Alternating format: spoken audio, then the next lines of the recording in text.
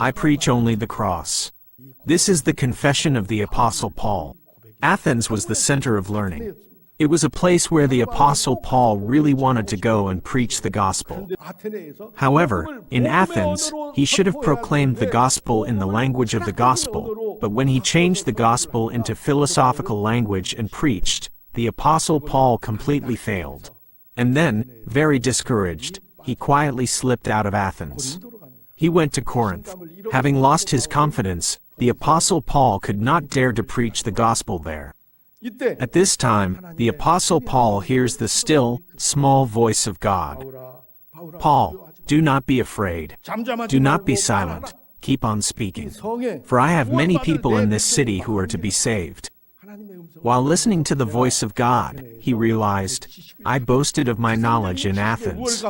I explained the gospel with the superiority of worldly knowledge, with that arrogance, so it was natural that they did not understand. From now on, I will not preach anything among you except Jesus Christ and Him crucified. So in Corinth, he preached only the cross of the Lord. At that time, an amazing thing happened. There are all the various churches that appear in the New Testament, and among them, he established the largest church, the Corinthian church. In Athens, there was no cross of Jesus. In Corinth, he preached the cross of Jesus. The environment was similar, and the preacher was the same. What was the one difference? It was the difference between having the cross of Jesus and not having it. What is the true meaning of preaching only the cross?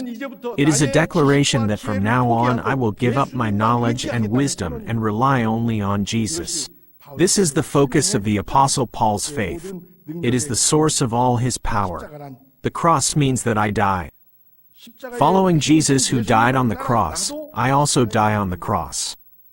To preach only the cross means that my heart, which has been unknowingly lifted up, is humbled. The cross is not the way of death, but the way of life.